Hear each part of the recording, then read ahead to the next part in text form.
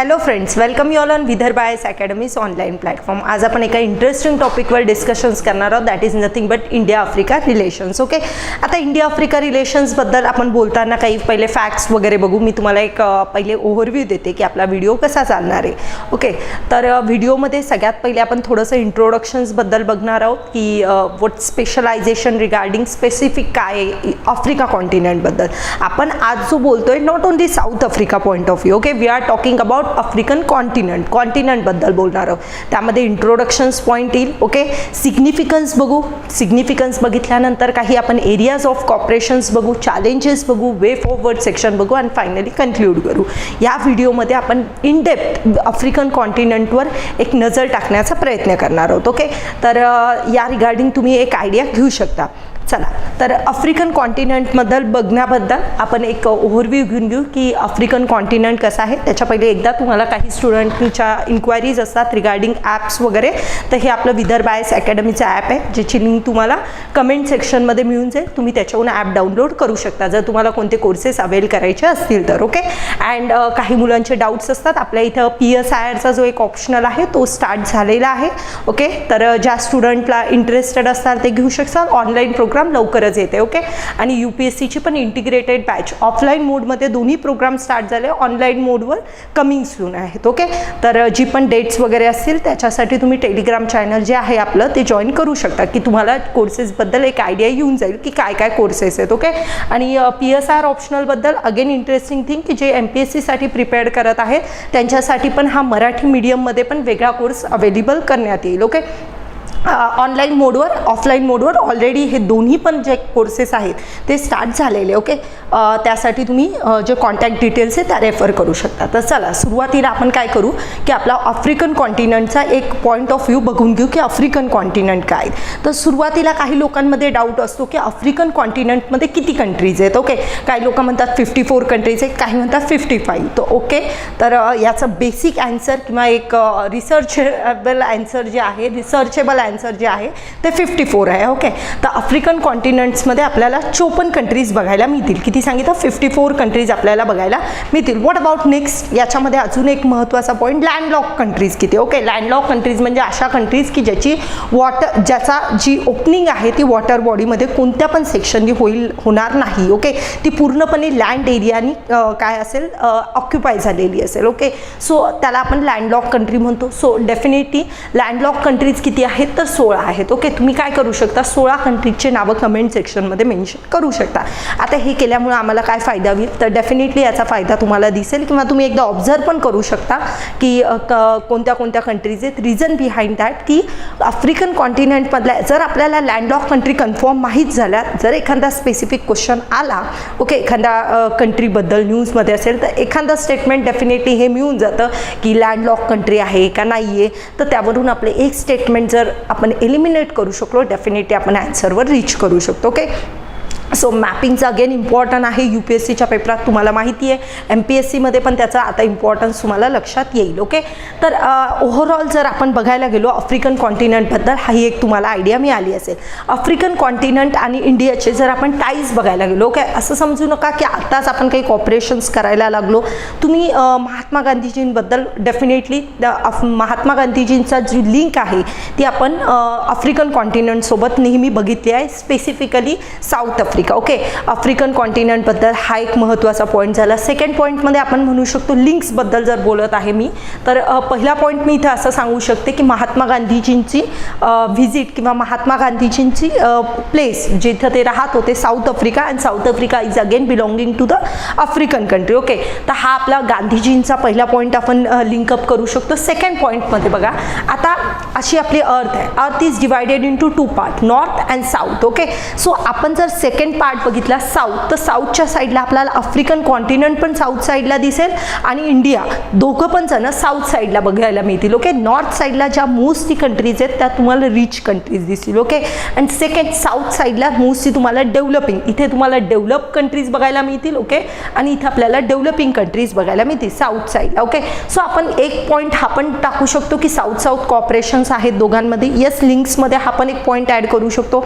अजून काय लिंक्समध्ये आहे तर तर हिस्टॉरिकल पण काही लिंक्स बघायला मिळतील. एक तर गांधीजींचा आस्पेक्ट मी तुम्हाला सांगितला, त्याच्या व्यतिरिक्त अजून आपल्याला एक आस्पेक्ट बघायला मिळेल नॉन अलाइन मुवमेंटचा. ओके, नॉन अलाइन मुवमेंटबद्दल ज्यांना माहीत नसेल त्यांच्यासाठी एक पॉईंट लक्षात घ्या की वर्ल्ड जे आहे किंवा आपलं जग आहे ते 2 पार्ट्समध्ये डिवाईड होतं. एक काही पॉवर्स USA कडून होत्या, काही USSR कडून होत्या, सो त्याला आपण बायपोलर वर्ल्ड म्हणतो. ओके, तर या बायपोलर वर्ल्डमध्ये तुम्हाला दिसेल की एक तर काही कंट्रीज कुणाकडून जायच्या, USA कडून जायच्या, काही कंट्रीज USSR कडून. पण इंडियानी एक मुवमेंट किंवा इंडियानी एक पॉईंट किंवा एक कन्सेप्ट काढली, त्याला आपण म्हणतो नॉन अलाइन मुवमेंट. म्हणजे कोणाच्या साईडने जायचं नाही, ना USAच्या साईडनी नाही जायचं, नाही USSRच्या, म्हणजे बॅलन्स वे आपण इथं किंवा मिडल पाथ जो आपला बुद्धांनी दिलेला जो मिडल पाथ आहे त्या अँगलने आपण चालण्याचा प्रयत्न केला. That is nothing but non align movement. Okay, तर तो एक अस्पेक्ट तुम्ही काय करू शकता, लक्षात ठेवू शकता. सो ही झाली नॉन अलाइन मुवमेंट. तर ह्या नॉन अलाइन मुवमेंटमध्ये जी इंडियाने इथे लिडरशिप केली होती, तर आपल्या या लिडरशिपचा रोल आपण प्ले केला होता. त्यामध्ये नॉन अलाइन मुवमेंटमध्ये आफ्रिका पण, आपल्या आफ्रिकेमधल्या पण काही कंट्रीज आपल्यासोबत होत्या. ओके, सो हा एक अँगल झाला. सो याबद्दल आपण लिंक्स बघितल्या की लिंक्स असं समजू नका की आत्ताच आपण त्यांच्यासोबत टाईज डेव्हलप करत नाही. पहिले पण प्रिव्हियस जी आपली हिस्ट्री आहे त्याच्यामध्ये पण लिंक्स बघायला मिळतील. येस, आपल्या काही सिव्हिलायझेशन्स होत्या. ओके, देर आर 4 सिव्हिलायझेशन, तर त्या सिव्हिलायझेशनची पण लिंक तुम्हाला इथं बघायला मिळेल. लिंक्स यांच्यासोबत पण तुम्हाला बघायला मिळेल. आणि 4 स्पेसिफिक सिव्हिलायझेशन होत आहे, Chinese, then Indus valley civilisation, Egyptian civilisation and Mesopotamia civilisation. तर या आपली जी इंडस व्हॅली सिव्हिलायझेशन आहे त्यांची यांच्यासोबत लिंक तुम्हाला बघायला मिळेल. So this is the basic background regarding India Africa relations. Okay, India Africa ties किंवा लिंक्स आपण कुठून जनरेट करतोय तो पॉईंट आपण इथं बोलूया. ओके, आता याच्या व्यतिरिक्त तुमच्यासाठी अजून एक महत्त्वाचा मुद्दा जो तुम्ही लक्षात ठेवू शकता की आता बघा इथं जी भागतोड चालू आहे, आफ्रिकामध्ये सगळ्या कंट्रीज इंटरेस्टेड आहे. ओके, आपण नेहमीच न्यूजपेपरमध्ये खूप ऐकतो की आफ्रिकन कॉन्टिनेंट्समध्ये चायना ही इन्व्हेस्टमेंट करतोय, ती इन्व्हेस्टमेंट, तो पण पॉईंट आपल्यासाठी खूप इम्पॉर्टंट आहे. ओके, आता तुमच्यासाठी मी एक महत्त्वाचा मुद्दा सांगते की एवढ्या मोठ्या आफ्रिकन कॉन्टिनेंटमध्ये जर आपण बघायला गेलो तर हा जो एक एरिया आहे, कोणता आहे, या एरियाला म्हणतो आपण horn of African region. Okay, horn of आफ्रिकामध्ये 4 कंट्रीज येतात. ओके, त्यातली पहिली जिबुटी आहे, त्याला आपण डी प्रोनाऊन्स करत नाही. ओके, तो पॉईंट लक्षात घ्या. सोमालिया झाली, देन इथोपिया झाली, इट्रिया झाली. तर ह्या 4 कंट्रीजचा तुम्हाला दिसेल. ओके, आणि काही मग त्याच्या बाउंडरिंग कंट्रीज मिळून ग्रेटर हॉर्न ऑफ आफ्रिका पण आपण ती कन्सेप्ट काढतो. आता हॉर्न ऑफ आफ्रिका म्हणण्याच्या मागं कारण शिंगासारखा त्याचा आकार आहे. ओके, तर हा एक पॉईंट लक्षात ठेवा, हॉर्न ऑफ आफ्रिका. ओके, आता हॉर्न ऑफ आफ्रिकाचं स्पेशलायझेशन काय, तर हॉर्न ऑफ आफ्रिकाचा एक महत्त्वाचा रोल बघा की हॉर्न ऑफ आफ्रिकामध्येच सगळी रेस का चालू आहे. थोडासा विचार करा, तुम्हालाही उत्तर मिळेल की हॉर्न ऑफ आफ्रिकाची लोकेशन बघा किती इम्पॉर्टंट आहे. हॉर्न ऑफ आफ्रिका जो आहे त्याची लिंक तुम्हाला युरोप आणि इंडियन ओशन याच्यात कनेक्ट करण्यासाठी एक महत्त्वाचा रूट दिसेल. कारण इथून काय चाललं आहे, आपला सुएझ कॅनल. ओके, ही तर एक नॅचरल वॉटर बॉडी होती, तिच्यात एक कॅनल बनवला आणि कॅनल थ्रू काय केलं, कनेक्टिव्हिटी केली डायरेक्ट. आता हा रूट थ्रू शॉर्टकटली तुम्ही काय करू शकता, युरोपमध्ये जाऊ शकता. पहिले युरोपमधून यायचं असेल तसा पूर्ण आपल्याला सी एरिया करून युरोपवाले इंडियात येऊ शकत होते. पण ह्या रूटमुळं काय झालं, डिस्टन्स कमी झालं. ओके, आता मोस्ट ऑफ द असं म्हणतात की जगात जेवढा ट्रेड चालतो त्यातला जवळपास आपण म्हणू शकतो एक मेजर ट्रेड जो आहे तो ह्या तुम्हाला जो एरिया आहे रेड सीच्या इकडून जो जाणारा एरिया आहे किंवा सुएझ कॅनलचा एरिया तुम्हाला बघायला मिळेल, इथून जाईल. आता बघा इथं जर या 4 कंट्रीजचा एखादा पोर्ट म्हणा किंवा आपण असं म्हणू शकतो एखादी लोकेशन जर एखाद्या कंट्रीने इथं घेऊन घेतली, पोर्ट मिळवला, एखादी मिलिटरी ॲक्सेस मिळवला, तर त्या कंट्रीच्या ओव्हरऑल हा जो एरिया इथं डॉमिनन्स क्रिएट होईल, डेफिनेटली होईल. म्हणून सगळ्या कंट्रीज इंटरेस्टेड आहे या हॉर्न ऑफ आफ्रिकन रिजनमध्ये. ओके, तर हा एक पॉईंट तुम्ही लक्षात ठेवू शकता.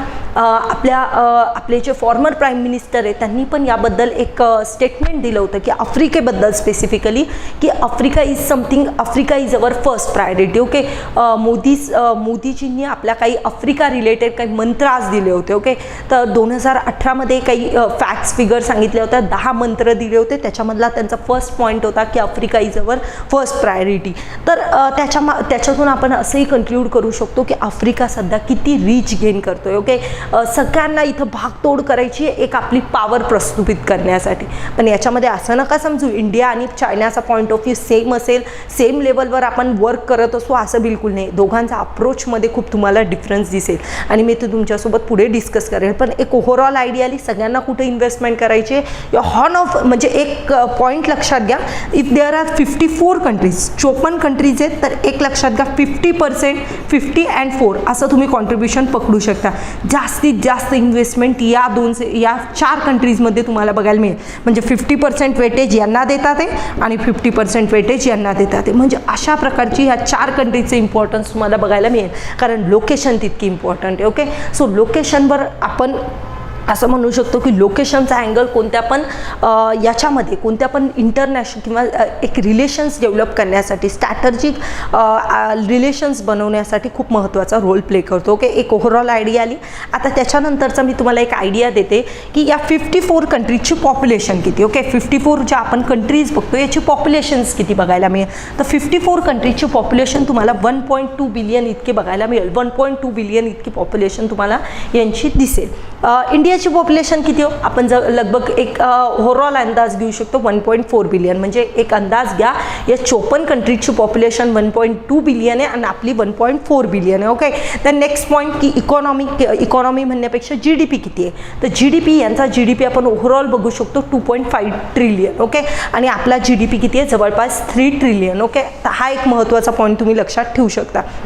ओके, तर यांची इकॉनॉमी किती आहे, GDP म्हणण्यापेक्षा इकॉनॉमी किती आहे. ओके, इकॉनॉमीची साईज किती किंवा इकॉनॉमीची एक फिगर किती आहे, तर that is 2.5 trillion and this is 3 trillion. Okay, तर हा एक इम्पॉर्टंट आस्पेक्ट तुम्ही लक्षात ठेवू शकता. अजून आपण काय बघू शकतो याच्याबद्दल, तर एक लक्षात घ्या की आता ह्या कंट्रीज ज्या आहेत यांची थोडीशी प्रोग्रेस जर बघायला गेलो खूप जास्त कमी तुम्हाला दिसेल. रिझन बिहाइंड दॅट खूप जास्त इथं पुअरनेस तुम्हाला बघायला मिळेल. फेमाईन वगैरे कंटिन्यू आपण न्यूजमध्ये ऐकतो. आता त्या रिगार्डिंग आपण न्यूजमध्ये आता एक पॉईंट पण ऐकला होता की रशिया आणि युक्रेन क्रायसिसमुळे सगळ्यात जास्त फटका कुणाला बसू शकतो, आफ्रिकन कंट्रीजला. ओके, जर व्हीटच्या प्राइसेसमध्ये खूप जास्त इन्फ्लेशन आलं किंवा महागाई आली तर याचा दणका डायरेक्टली कुणाला पडेल, आफ्रिकन कंट्रीजला. रिझन बिहाइंड दॅट, कारण इथलच्या कंट्रीजची जी कॅपॅसिटी आहे किंवा आपण म्हणू शकतो त्यांची जी हे आहे किंवा परिस्थिती आहे ती खूप जास्त तुम्हाला पुअर दिसेल. ओके, इथलच्या पुष्कळ साऱ्या कंट्रीज अशा आहेत की त्या पुअर आहेत. ओके, तर प्राइजेस खूप वाढल्या तर माईट बी पॉसिबल असा प्रेडिक्शन्स देण्यात होतं कोविड-19मुळे जेवढ्या डेथ नाही झाल्या तेवढ्या एका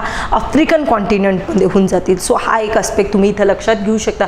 so again one of the interesting point, it's related to the current affairs. Okay, but still I mention that point की आपली इकॉनॉमीज बघा, इकॉनॉमी त्यांची 3 ट्रिलियन, आपली 3 ट्रिलियन आहे, त्यांची 2.5 ट्रिलियन आहे. And it quite be important. हा आस्पेक्ट तुमच्यासाठी कामात येणार आहे.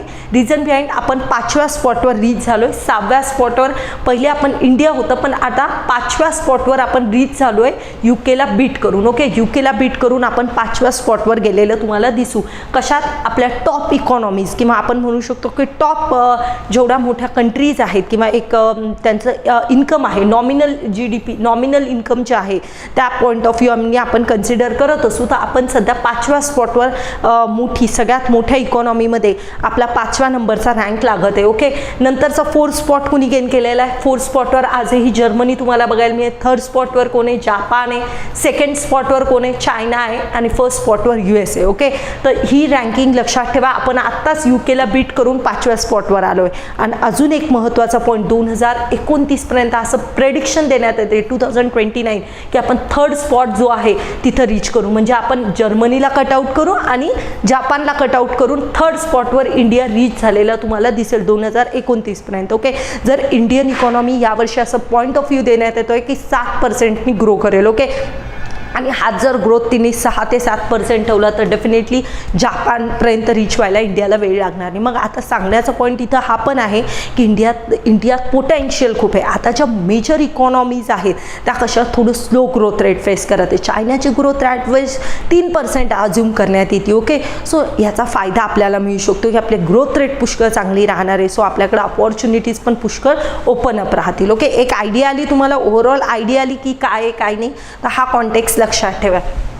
चला आता अजून आपण काही फॅक्ट्स फिगर बघून घेऊ की अजून आपल्याला काय बघायचं आहे. ओके, सो आता इंट्रोडक्शन्स पासून आपण स्टार्ट करू. तर इंट्रोडक्शन्स करताना आपण सांगू शकतो की Africa is something like that. Africa is considered a foreign policy. Okay, आफ्रिकनची जी फॉरेन पॉलिसी आहे, ओके, ही आपल्या इंडियासाठी प्रायोरिटी आहे. ओके, हा एक इम्पॉर्टंट पॉईंट लक्षात ठेवा की आफ्रिकेची जी फॉरेन पॉलिसी हा इम्पॉर्टंट रोल किंवा प्रायोरिटी इंडियासाठी. त्याच्या मागं कारण असं आहे की आपण पुष्कळ आपला जो इंडियन ओशन आहे तो इथं कनेक्ट आहे. एन्शियंट टाईज तुम्हाला बघायला मिळतील. ओके, जॉग्राफिकल लोकेशन त्या लेवलची इम्पॉर्टंट आहे. सो सगळ्या पॉईंट ऑफ व्ह्यू जर बघायला गेलं आपल्यासाठी आफ्रिका इम्पॉर्टंट आहे. ते मी ऑलरेडी तुमच्यासोबत एक ओव्हरऑल आयडिया डिस्कस केलेली आहे जेणेकरून तुम्हाला काही प्रॉब्लेम येणार नाही.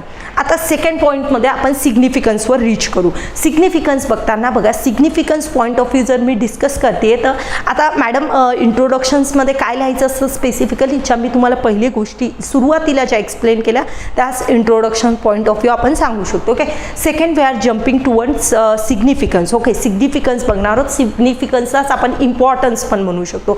इम्पॉर्टन्समध्ये काही इम्पॉर्टन्स आपण डिस्कस करूया. तर first point is that resources rich region.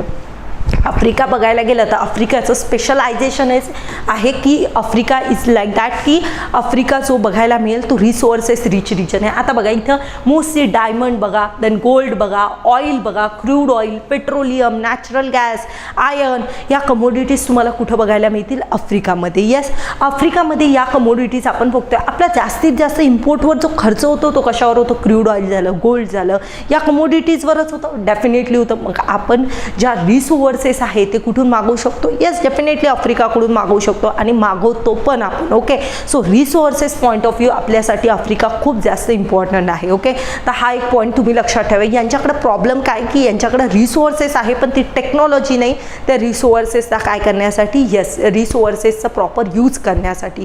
तर हा एक इम्पॉर्टंट किंवा रिसोर्सेस काढण्यासाठी त्यांच्याकडे टेक्नॉलॉजीची तुम्हाला खूप कमतरता दिसेल. सो हा एक अँगल तुम्ही लक्षात ठेवू शकता. अजून सेकंड पॉईंट असा लक्षात ठेवा की आपल्या सगळ्यांना महत्त्वाचा रोल प्ले करतोय क्रूड ऑइल. क्रूड ऑइलवरच तर एवढं सगळे जे डिस्कशन्स आहे वर्ल्ड लेवलवर, एवढं जे डिस्कशन्स होत राहतं डे टू डे न्यूजमध्ये आपण ऐकतो. That is reason behind that oil prices. Okay, oil prices are too much important. So अशा प्रकारचे जर कॉर्पोरेशन्स आपल्याला काय करायचं आहे की आपलं जे क्रूड ऑइलचं मार्केट आहे ते एका ठिकाणी न ठेवता डायव्हर्सिफाय करायचं. आज आपण रशियाकडून घेतोय, इराककडून घेतोय. ओके, सो आता कधी इराणकडून पण घेत होतो पण इराण आणि व्हेनेझुएलावर सँक्शन्स लागल्यामुळे त्याचं थोडंसं ब्लॉकेज आलेलं तुम्हाला दिसेल. पण डेफिनेटली अपॉर्च्युनिटीजला काही कमतरता आहे का? नाही. सो आपण काय करतोय? डायव्हर्सिफाय करतोय. आपण असं नका समजू की फक्त रशियाकडून घेतो किंवा साऊथ वेस्ट एशियाकडूनच आपण काय करतोय? ऑइल घेतोय. ऑइलसाठी आपण कुणावर डिपेंडंट आहोत? काही प्रमाणात आपण आफ्रिकेकडून पण ऑइल, क्रूड ऑइल घेतो, काही साऊथ अमेरिकाकडून पण घेऊ शकतो. ओके, सो हा रिसोर्सेस रिच रिजन असल्यामुळे आपल्याला इथं कॉपरेशन्स करणं खूप जास्त नेसेसरी आहे. रिसोर्सेस पॉईंट ऑफ व्ह्यू जर बघायला गेलो तर आफ्रिका आपल्याला महत्त्वाचा कंट्री दिसेल. ओके, सेकंड पॉईंटमध्ये स्ट्रॅटेजिक इंटरेस्ट. रिझन बिहाइंड त्या स्ट्रॅटेजिक इंटरेस्टचा पॉईंट आपण इथं याच्यासाठी मेन्शन केला आहे की इंडियन ओशन जो आहे या साईडला बघितलं तर इंडियन ओशन्स इकडं ओपन होताना तुम्हाला दिसेल. तर इंडियन ओशनची जी सिक्युरिटी आहे ती डिपेंडंट आहे की आफ्रिकेमधली असलेली शांतता. ओके, आफ्रिकेमधले असलेला पीस. सो त्या पॉईंट ऑफ व्ह्यूनी पण आफ्रिका आपल्यासाठी इम्पॉर्टंट आहे. पहिलं रिसोर्सेस रिच रिजन असल्यामुळे इम्पॉर्टंट आहे. सेकंड स्ट्रॅटेजिक इंटरेस्ट आहे. Third point investment opportunity. इथे एक महत्त्वाचा मुद्दा लक्षात घ्या की इन्व्हेस्टमेंट अपॉर्च्युनिटी आपण कुठं बघतो mostly. Okay, suppose take example की जापान आहे. ओके, जापानमध्ये सध्या थोडासा ग्रोथ रेट किंवा इकॉनॉमी तुम्हाला थोडीशी सॅच्युरेट झाली दिसेल. त्याच्या मागं कारण आहे की मी जर एक रोड बनवत आहे तर रोडची लाईफ काहीतरी टाईम पिरियडसाठी असेल. ओके, 20 वर्ष 25 वर्ष जे पण टाईम पिरियड असेल. ओके, त्या टाईम पिरियडसाठी आता तिथं ऑलरेडी काय झालेलं आहे? ऑलरेडी सगळ्या गोष्टी बिल्डअप झालेल्या आहे, सॅच्युरेट झालं आहे. तिथं ओपनिंग किंवा अपॉर्च्युनिटीज तितक्या बघायला मिळणार नाही. ओके, म्हणून हा डेव्हलप कंट्रीचा तुम्हाला थोडासा लॅक्युना बघायला मिळेल. डेव्हलपिंग कंट्रीजमध्ये काय अपॉर्च्युनिटीज खूप आहे. मग याचा फायदा इंडियाला काय? तर इंडियाला जी आफ्रिकन नेशन्स दिसतात इथं अपॉर्च्युनिटी तुम्हाला खूप दिसेल. ओके, इन्व्हेस्टमेंट करण्यासाठी अपॉर्च्युनिटीचा खूप जास्त स्कोप आहे. मग त्याच्यासाठी आपण काय करतोय ते मी तुम्हाला डेफिनेटली सांगेल नंतर की काय काय करतोय. पण हा एक अस्पेक्ट लक्षात ठेवा की इथं अपॉर्च्युनिटीज आपल्याला खूप बघायला मिळतील. आपल्यासाठी मार्केट खूप मोठं बघायला मिळेल. ओके, एक्सपोर्ट डेस्टिनेशन आहे.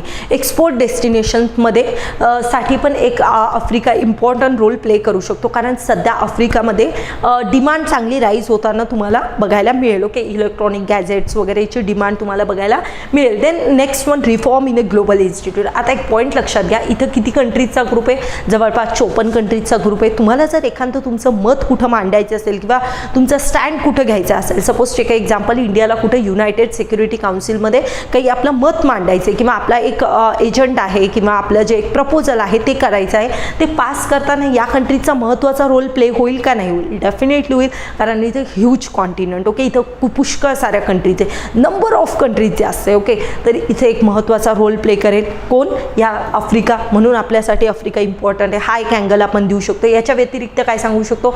कॉन्व्हर्जन्स ऑफ इंटरेस्ट सारखे. बघा, आता क्लायमेट चेंज झालं, डेव्हलपिंग वर्ल्डचे काही स्वतःचे इश्यूज आहेत, ते सगळे कसे सारखे. ओके, आता इथं आपण असं म्हणू शकतो की इंडस्ट्रियल रिव्होल्यूशन आलं. इंडस्ट्रियल रिव्होल्यूशन्स आल्यानंतर मोस्टली ज्या वेस्टर्न कंट्रीज आहेत त्यांची डेव्हलपमेंट चांगली झाली.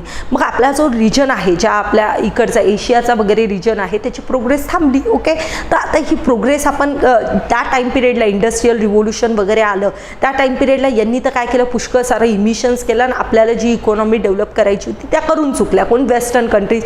पण आपण थोडं मागं राहिलो. मग आता आपली अपॉर्च्युनिटी आली, तर आता रिझन काय? ते क्लायमेट चेंज या येतात, ते आपल्याला काही अपॉर्च्युनिटी मिळायला पाहिजे. तर त्यासाठी वेगवेगळ्या म्हणजे आता आपण असं सांगायचा प्रयत्न करत होतो की एशिया आणि आफ्रिकांचे इंटरेस्ट सेम आले, या गोष्टीवर सेम आले का नाही? कारण त्यांची पण डेव्हलपमेंट राहिलेली, आपली पण डेव्हलपमेंट राहिली. मग आता आपले जे इंटरेस्ट आहे ते सारखे, म्हणून वर्ल्डमध्ये बोलण्यासाठी किंवा इंटरेस्ट सारखे असल्यामुळं वर्ल्डमध्ये एक ओपिनियन देण्यासाठी दोघं काय करू शकतात? कॉपरेशन्स करू शकतात. ओके, तर इंटरेस्ट सारखे आहेत, त्याच्यामुळं कॉन्व्हर्जन्स ऑफ इंटरेस्ट होत असल्यामुळं पण आपल्यासाठी आफ्रिकाला स्टडी करणं किंवा इंडिया आफ्रिका रिलेशन्स इम्पॉर्टंट आहे असं आपण म्हणू शकतो. द नेक्स्ट पॉईंट आपण सांगू शकतो इकॉनॉमिक ग्रोथ. जी ग्रोथ आहे, इकॉनॉमिक ग्रोथ, तर दोन्ही कंट्रीजची वाढवणं आपल्यासाठी इम्पॉर्टंट आहे. म्हणजे economic growth point of view, जर आपली economic growth as well as African economic growth दोघांच्या प्रॉस्पेक्टिव्हनी बघायला गेलं तर Africa again is been important. Okay, तर हा एक अँगल तुम्ही लक्षात ठेवू शकता. Then what about the next,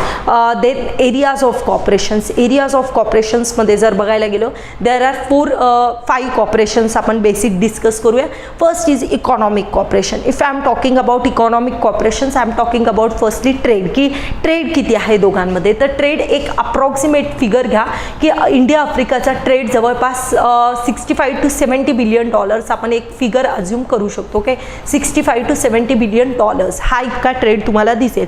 याच्यामध्ये मग आपण ट्रेड सरप्लस आहोत का डिफिसिट आहोत? तर आपण आफ्रिकेसोबत करतो trade deficit. Okay, trade deficit बघायला मिळेल. ट्रेड डिफिसिट म्हणजे काय? की आपण त्यांच्याकडून त्यांच्याकडे एक्सपोर्ट कमी करतो आणि त्यांच्याकडून इम्पोर्ट हा जास्त करतो. त्याला आपण काय म्हणतो? डिफिसिट. म्हणजे जास्त माल त्यांच्याकडून विकत घेतो आणि कमी माल त्यांना विकतो. तर आपण काय ट्रेड डिफिसिटमध्ये तुम्हाला बघायला मिळेल. नेक्स्ट पॉईंट आपण असा सांगू शकतो की कॉपरेशन्स कशात करायचे. सो इथलचा आपण जो पॉईंट बघितला एक्सपोर्ट आणि इम्पोर्टचा, सो आपण पुष्कळ मागे आहेत एक्सपोर्ट करण्यात, कारण आपण डिफिसिट फेस करतोय. सो आपल्याला इकॉनॉमिक रिलेशन्स टाईट करायचे. आणि असा पण तुम्ही इथं मुद्दा लावू शकता की कोणती पण इकॉनॉमी जर टाईट झाली, ओके, ट्रेड वाईज जर टाईट झाली, तर त्याचा खूप जास्त फायदा तुम्हाला बघायला मिळेल. सो तो एक अँगल तुम्ही इथे यूज करू शकता.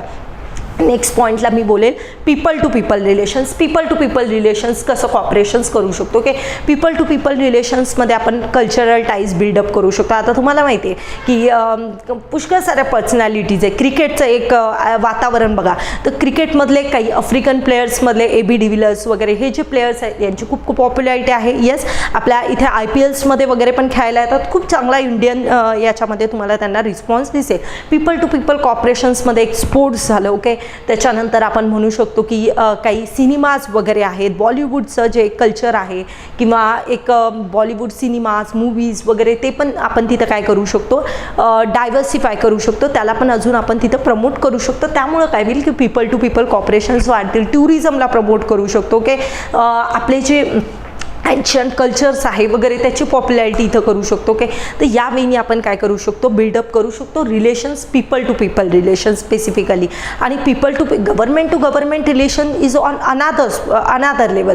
बट आपल्याला काय करायचं आहे, पीपल टू पीपल पण रिलेशन्स करायचे. तर पीपल टू पीपल रिलेशन्समध्ये मी हा एक अँगल तुम्हाला सांगितला.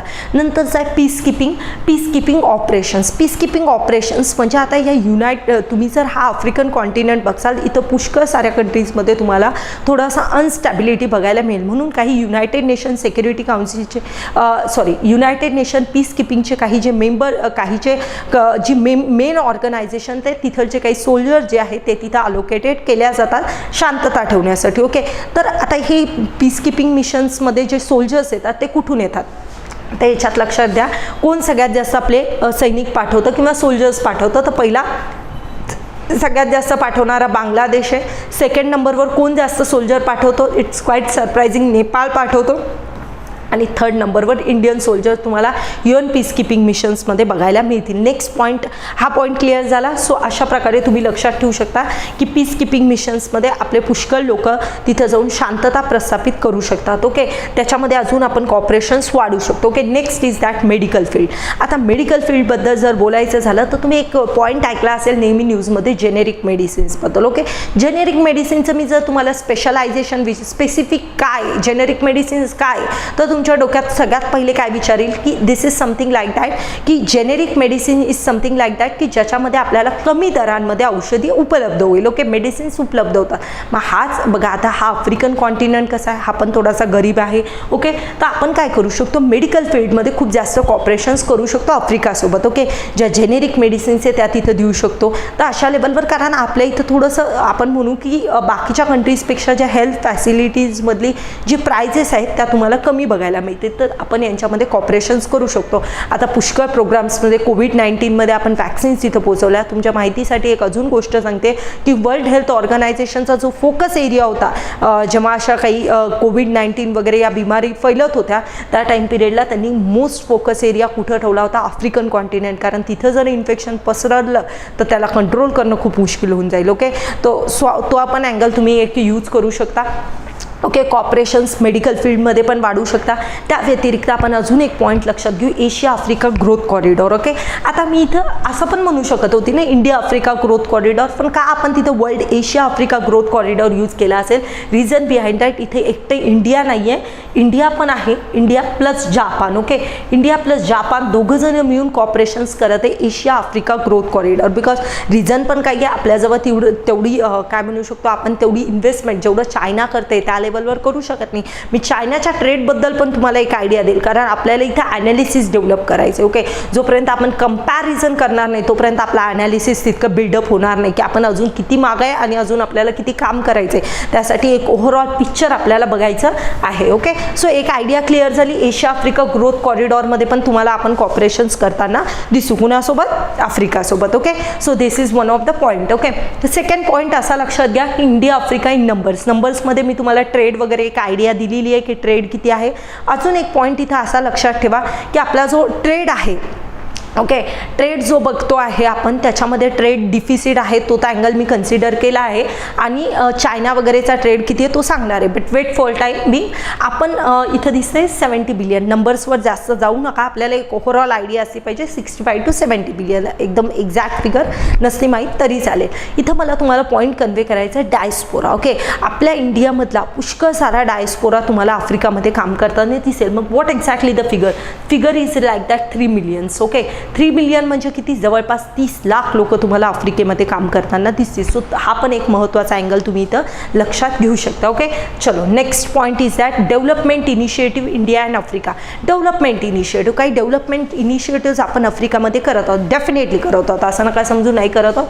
त्यातलं पहिलं आहे India technical economic cooperations. Okay, economic cooperations, technical आणि इकॉनॉमिक कॉपरेशन्स आपण तिथं करतो. टेक्निकल स्किल्समध्ये तिथं थोडासा लॅक्युना बघायला मिळेल. सो आपण तिथं टेक्निकल आणि इकॉनॉमिक कॉपरेशन्स तुम्हाला करताना दिसू. What about the next? Okay, second is a Africa e network, जेव्हा आपण ई वर्ड दिसेल, ई नेटवर्क दिसेल, then we are talking about the internet service. Okay, internet service म्हणजे इंटरनेट सर्व्हिस थ्रू आपण तिथं कोणत्या कोणत्या सर्व्हिसेस अवेल करत आहोत किंवा पोहोचवत आहोत. आता आफ्रिकन कॉन्टिनेंट आपल्या इथलचं जर इंटरनेट सर्व्हिसबद्दल आपण एक स्पेशलायझेशन बोलवायला गेलो तर that it is in affordable cost. Okay, affordable कॉस्टमध्ये आज आहे, म्हणूनच प्रत्येक तळागाळात किंवा आपण म्हणू शकतो लोकल लेवलवर आज काय पसरलेलं आहे, डिजिटल आपण इंटरनेट थ्रू कनेक्ट झालो. So affordability is one of the most important aspect. Okay, then next one आपण सांगू शकतो की पॅन आफ्रिकन ई नेटवर्कवर आपण पुष्कळ सारे प्रोजेक्ट करतो आहोत. म्हणजे इथे एज्युकेशन सर्व्हिस झालं, हेल्थ सर्व्हिस झालं, अशा वेगवेगळे सर्व्हिसेस आपण तिथं अवेलेबल करून देत आहोत. ओके, देन नेक्स्ट वन आपण असं म्हणू शकतो कॉपरेशन्स विथ आफ्रिकन डेव्हलपमेंट बँक. एक आफ्रिकाची डेव्हलपमेंट बँक आहे, त्यांच्यासोबत पण आपण डेफिनेटली कॉपरेशन्स करतो आहोत. ओके, नेक्स्ट पॉईंट सांगू शकतो सपोर्टिंग इंडिया ट्रेड इन्व्हेस्टमेंट, त्यालाच आपण म्हणतो सीता. ओके, सीता वर्ड आपण तिथे यूज करतो, supporting Indian trade and investment for Africa. अशा आपल्या इथं काही इनिशिएटिव्स घेण्यात आले की जेणेकरून आपला जो इंडियन ट्रेड आहे तो आपण काय करणार आहोत, इंडियन ट्रेड अँड इन्व्हेस्टमेंट ज्या आहेत त्या स्पेसिफिकली आफ्रिकासाठी अलोकेशन करणार आहोत. ओके, देन नेक्स्ट वन अजून आपला एक प्रोजेक्ट आहे, त्याचं नाव आहे टीम 9. ओके, त्यालाच आपण म्हणतो techno economic approach for India Africa India movement. Okay, त्याच्यामध्ये सेम थिंग की आपण इथं टेक्निकल आणि इकॉनॉमिक कॉपरेशन्सवर भर देत आहोत. देन ट्रेनिंग इन्स्टिट्यूट, पुष्कळ सारे तिथलचे जे स्टुडंट आहेत किंवा जे वर्कर आहेत त्यांना आपण ट्रेनिंग पण देत आहोत. सो आपण तिथं ट्रेनिंग इन्स्टिट्यूट पण फॉर्म करत आहोत. Then India Africa forum summit पण ठेवलेली आहे की जेणेकरून आपण काय करू शकतो, तिथे फोरम्सवर डिस्कशन्स किंवा आपण जे काही एरियाज ऑफ कॉपरेशन्स आहे त्याच्यावर डिस्कशन करू शकलो पाहिजे, म्हणून काही समिट पण आपण त्यांच्यासोबत ऑर्गनाईज करताना तुम्हाला दिसतो. Okay, and next one is that subnational level diplomacy. काही डिप्लोमॅसीसाठी पण आपण त्यांच्यासोबत तुम्हाला कॉपरेशन्स करताना दिसू. Okay, what about the next. आता एवढं सगळं असताना काही चॅलेंजेस तर डेफिनेटली आहेत. चॅलेंजेसमधला तर पहिला challenge no doubt it's China, is a huge power. Okay, मग चायनाचा काय अँगल आहे, चायना सगळ्यात जास्त इन्व्हेस्टमेंट तुम्हाला तिथं करताना दिसत असेल तर त्यामुळं तो अँगल सगळ्यात महत्त्वाचा आहे. एक तुम्हाला लोकेशन मी आत्ता दाखवली जिबुती, तर जिबुतीमध्ये चायनाने आपला एक मिलिटरी बेस पण बनवून ठेवला. मग आता चायना जर जिबुतीमध्ये एखादा बेस बनवत आहे तर आपल्या इंडियन ओशन्समध्ये थोडासा खतरा निर्माण होऊ शकतो का नाही, तर डेफिनेटली तो एक महत्त्वाचा अँगल तुम्ही इथं बघू शकता की असा जर एखादा मिलिटरी बेस जर बनवला किंवा अशी इन्व्हेस्टमेंट ह्यूज लेवल जर आफ्रिकात करत आहे, थोडंसं इंडियासाठी ती कन्सर्नची गोष्ट आहे. ओके, तो एक चॅलेंज आपल्याला बघायला मिळेल. ओके, इथं आपण असं म्हणू शकतो की इंडियामधले जे हे म्हणतोय की financial attacks on Africans in India in a financial limitations. Okay, attacks on African in India, की आफ्रिकन जे आहे त्याच्यावर अटॅक्स होताना दिसतील. Okay, attacks on African in India. Okay, हा पॉईंट नंतरचा आहे आपला, कोणता, फायनान्शियल लिमिटेशन्स हा नंतरचा point. Okay, attacks on African in India, आफ्रिकनवर अटॅक्स होताना तुम्हाला दिसतील, तर तो पण एक चॅलेंजचा एरिया तुम्हाला बघायला मिळते. फायनान्शियल लिमिटेशन हे पण एक मोठं चॅलेंज आहे. त्याच्यामुळंच तर आपण एशिया आफ्रिका ग्रोथ कॉरिडॉरमध्ये कुणाला घेऊन पार्टनरशिप करत आहोत, जापानला. रिझन बिहाइंड दॅट, कारण आपल्याजवळ थोडं फायनान्सबद्दल थोडंसं लिमिटेशन्स आहे. आपण चायना इतकी तर ह्यूज लेवलवर पैसा ओतू नाही शकत, तिथं पण आपले काही कन्सर्न्स आहेत, आपल्या काही लिमिटेशन्स आहे. ओके, तो हा एक पॉईंट तुम्हाला लक्षात ठेवायचा आहे. What about the next. Okay, चॅलेंजेसमध्ये एक म्हणू शकतो टेररिझम इन आफ्रिका. ओके, थोडंसं असं म्हणू शकतो की टेररिझमचा जो आस्पेक्ट आहे आफ्रिकेत वाढण्याचा चान्स होऊ शकतो. त्यामुळे टेररिझम आफ्रिकामध्ये जर खूप जास्त लेवलवर पसरलं तर डेफिनेटली त्याचा प्रॉब्लेम इंडियाला पण होऊ शकतो. Then political instability. Okay, political instability कसं चॅलेंज आहे, तर पॉलिटिकल इन्स्टॅबिलिटीमध्ये आपण असं बोलू शकतो की तिथंचा जो फॉर्म बघायला मिळेल किंवा एक कल्चर बघायला मिळेल, तिथं कसं आहे की मोस्टली एखादा जर पर्सन गादीवर बसला किंवा पर्सन पॉवरमध्ये आला तर तो 10-10, 20-20 वर्ष ती खुर्ची किंवा ती चेअर सोडायला तयार नाही आहे. मग त्यामुळं काय होऊ शकतं, पॉलिटिकल इन्स्टॅबिलिटी तिथे एक नेहमी तुम्हाला बघायला मिळेल. अरब स्प्रिंगची कन्सेप्ट तुम्ही मोस्टली ऐकली असेल. अरब स्प्रिंग हेच सांगतं, या कन्सेप्टमध्ये हेच आहे की ट्युनिशियापासून ती चालू झालेली दिसेल, ज्याच्यामध्ये काय की गव्हर्नमेंटच्या विरोधात प्रदर्शन करण्यात आलेलं होतं. ओके, तर तो एक अस्पेक्ट लक्षात द्या, कारण तिथे एक जर पॉवर आलं तर ती पॉवर सोडायला लवकर तयार नसतं. That is we can called it as डिक्टरशिपचा रूल तिथं बघायला मिळेल. सो तो एक पॉलिटिकल इन्स्टॅबिलिटी पण एक मोठं चॅलेंज तुम्हाला तिथं बघायला मिळेल. अँड नेक्स्ट पॉईंट आपण सांगू शकतो new colonisation and international competition. Huge लेवलवर कॉम्पिटिशन तिथं वाढत आहे. ओके, तर त्यामुळं तो पण आपल्यासाठी एक कन्सर्नचा एरिया असू शकतो. ओके, तर नेक्स्ट वन, आता इथे मी काही ट्रेड फिगर्सबद्दल सांगते. तर एक ओव्हरऑल फिगर लक्षात घ्या. ट्रेड किती करतो United nation can expect like that $100 billion पर्यंत ट्रेड करा. What about China state? China around $200 billion पर्यंत ट्रेड करतोय. ओके, सो ही फिगर एक लक्षात ठेवा. And what about India state? I already conveyed that it's around $65 to $70 billion. एक कोणती पण फिगर लक्षात ठेवा. ओके, सो आपला ट्रेड इतका तुम्हाला बघायला मिळेल. सो ही एक फिगर झाली. व्हॉट अबाउट ब्रिटनचा 50 बिलियनपेक्षाही तुम्हाला कमी ट्रेड बघायला मिळेल. सो आता इथं माझं सांगण्याचा पॉईंट असा आहे की बघा चायनाची इन्व्हेस्टमेंट किती जास्त लेवलवर किंवा ट्रेड किती जास्त लेवलवर आहे.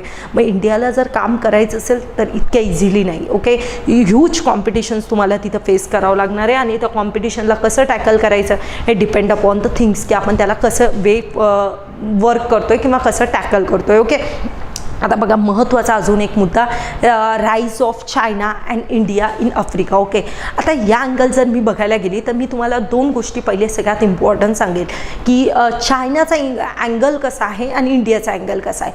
आता बघा मी जेव्हा चायना एखादी इन्व्हेस्टमेंट करतो आहे आफ्रिकामध्ये आणि इंडिया एखादी इन्व्हेस्टमेंट करतोय, सो चायनाच्या इन्व्हेस्टमेंट आणि इंडियाच्या इन्व्हेस्टमेंटमध्ये काय फरक आहे?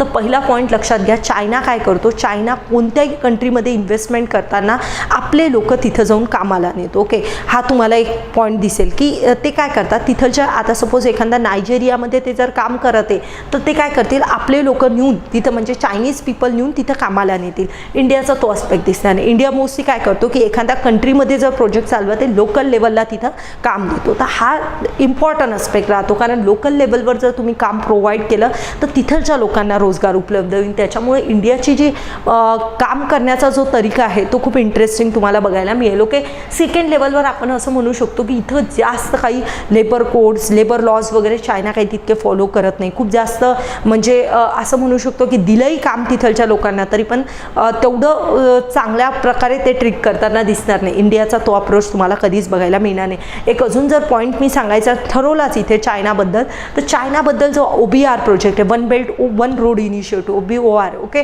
तर या जो इनिशिएटिव्ह याच्या थ्रू एक तरी कंट्रीच्या एक असतो ना की काही प्रोजेक्टमुळे खरंच काही चांगला इम्प्लिमेंटेशन झालं असेल. चायनाचं OBR project is like that, it's like that failure. Okay, इथून चायनाच्या या प्रोजेक्ट थ्रू एकाही कंट्रीला फायदा झालेला तरी तुम्हाला दिसणार नाही. ओके, सो हा त्यांचा अशा प्रकारचा रवैया तुम्हाला बघायला मिळेल. इंडियाचा कम्प्लिटली सिनारो वेगळा आहे. इंडिया तिथलचे रिसोर्सेस फक्त एक्सप्लॉयटेशनसाठी गेलेला नाही आहे. इंडियाचा तिथं असं म्हणू शकतो इंडियाला तिथलची पण डेव्हलपमेंट करण्याचा पण इंडियाचा अँगल तुम्हाला बघायला मिळेल. या व्यतिरिक्त अजून तुमच्यासाठी एक क्वाईट इंटरेस्टिंग थिंग सांगते. आता मागेच काही दिवस न्यूजमध्ये आलं होतं की इंडियाने काही जे लोन्स आफ्रिकेला दिले तर इंडियाचे जे लोन्स आहेत $12 बिलियन पर्यंत आपले तिथं एक फिगर आहे. ती फिगरचे जे लोन्स आहेत ते अजून काही आपण रिपॅक किंवा रिपेमेंट करायला आफ्रिका रेडी नाही आहे किंवा आफ्रिका ते रेडी देऊ शकत नाही आहे. मग आफ्रिकेने आपल्यासमोर एक ऑफर ठेवली की तुम्ही एक काम करा, आम्ही तुमचे लोन्स देऊ शकत नाही तर आमच्या इथलचे जे रिसोर्सेस आहेत, okay, specifically there are some countries की जिथं जे रिसोर्सेस आहे तिथून तुम्ही काय करू शकता, काही तुमच्याकडे टेक्नॉलॉजीज वगैरे थ्रू तुम्ही वेल अँड गुड आहात तर तुम्ही काय करू शकता, तिथून रिसोर्सेस एक्सप्लॉयटेशन करू शकता. जेवढं तुमचं आहे तेवढे पैशाचं तुम्ही काय करू शकता, तिथलचं जे पण मटेरियल आहे किंवा मिनरल्स आहेत ते काय करू शकता, घेऊ शकता. ओके, सो त्या प्रकारचं एक ऑफर आपल्याजवळ दिलेली आहे. आता तुम्हाला काही जणांना वाटेल की हे तर सेमच झालं, चायना असंच करतं की पैसे नाही दिले तर काय करतं, लँड पोर्ट वगैरे असं काय करून ठेवतं, कॅप्चर करून ठेवतं, जसं श्रीलंकेत केलेलं आहे त्यांनी. ओके, तर आपला थोडासा आस्पेक्ट बघा वेगळा आहे. आपण त्यांना फोर्सफुली नाही करत आहोत, ते आपल्याला ऑफर देतात आहे.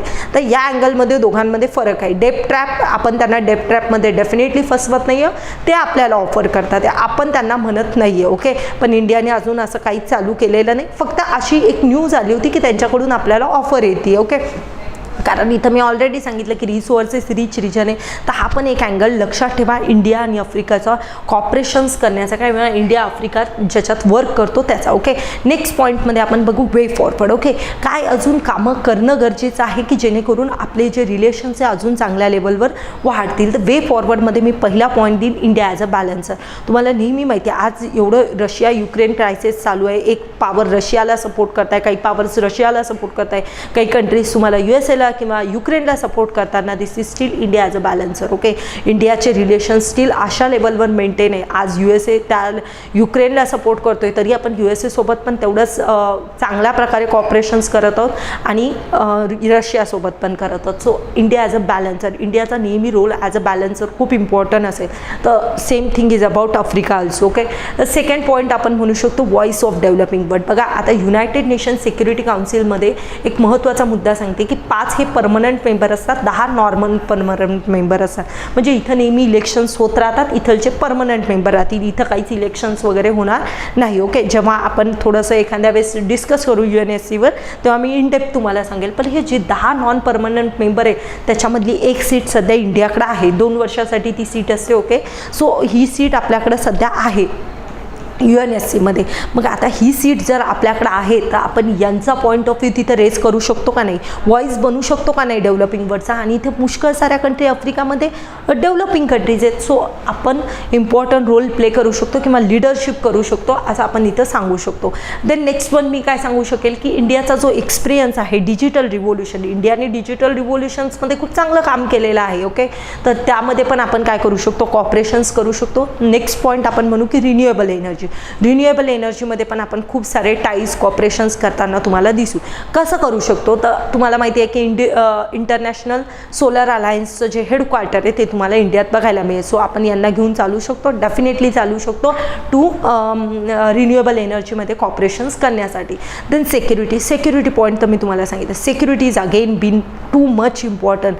प्रॉस्पॅरिटी पाहिजे असेल, Indian Ocean free and open Indian Oceans ठेवायचं असेल तर त्याच्यामध्ये आपल्याला आफ्रिकेची खूप जास्त गरज आहे. So security point of view again आपल्याला कॉपरेशन्स करणं नेसेसरी आहे. टेररिझम, एक्स्ट्रीमिझम हे ज्या गोष्टी हँडल करण्यासाठी आपल्याला आफ्रिकेची मदत लागणार आहे. मरीटाईम कॉपरेशन्स पण आपण अजून वाढवू शकतो. ओके, मरीटाईम लेवलवर कॉपरेशन्स वाढवू शकतो आणि पीपल टू पीपल टाईज अजून जास्त टाईट करू शकतो. ओके, टुरिझम वगैरे अशा काही प्रमोशन्स आपण करू शकतो जेणेकरून आपले टाईज वाढतील. कन्क्लुजनमध्ये ॲज अ ग्लोबल काय सांगू शकतो, as a global engagement in Africa okay increases. India Africa ensure mutual cooperations दोघंजणं करू शकतात. इंडिया आफ्रिका म्युच्युअल कॉपरेशन्स करू शकेल. Okay, and active involvement in Africa. Mutual cooperations दोघांनी करा आणि इंडियानी काय केलं पाहिजे, ॲक्टिव्ह इन्व्हॉल्वमेंट आफ्रिकेमधली केली पाहिजे की जेणेकरून इथं चायनाला एक काउंटर तर करूच शकू, सोबत चायनाचा जो प्रभाव आहे इथलचा तो थोडा बहुत आपण कमी करू शकू. Okay, so this is basic understanding regarding India Africa relations. यामध्ये तुम्ही अजून हा पण पॉईंट ॲड करू शकता की आपले जे फॉर्मर प्राईम मिनिस्टर आहे मोदीजी यांनी आफ्रिकेबद्दल काही मंत्राज पण ॲड केले. तर त्याच्यामध्ये त्यांनी हेच काही पॉईंट सांगितले होते की Africa as our first priority. Okay, ट्रेडमध्ये आम्ही त्यांना काय करू, ट्रेड चांगला होण्यासाठी आम्ही त्यांना अपॉर्च्युनिटीज देऊ. ओके, टेररिझम वगैरे हँडल करण्यासाठी हे जिथं आपण पॉईंट्स मागितले हेच त्यांनी मंत्रामध्ये सांगितले. ओके, सो ते पण पॉईंट्स आपण इथे यूज करू शकतो. So this is basic understanding regarding India Africa relations. एक आपण ओव्हरव्ह्यू बघण्याचा प्रयत्न केला आहे आणि सोबतच तुमच्यासाठी एक अजून इम्पॉर्टंट गोष्ट सांगते की हा जो आपण डिस्कशन केलं आहे हे तुमचं एक बेसिक मटेरियल तयार झालं. आता काही अजून एक्स्ट्रा कॉपरेशन्स वगैरे झाले तर ते तुम्ही ॲड ऑन करू शकता डेफिनेटली. तर हा एक पॉईंट तुम्ही लक्षात ठेवा. ओके, सो या रिगार्डिंग तुम्हाला काही डिफिकल्टीज वगैरे असतील तुम्ही डेफिनेटली कमेंट सेक्शनमध्ये मेन्शन करू शकतात. I will be answered. Okay, तुम्हाला त्याचा ॲन्सर्ड मी करेल. Okay, so this is basic understanding India Africa. So next लेक्चरमध्ये आपण अजून असाच काहीतरी इंटरेस्टिंग टॉपिक जो आहे त्याच्यावर फॉरवर्ड डिस्कशन्स करूया. Thank you guys.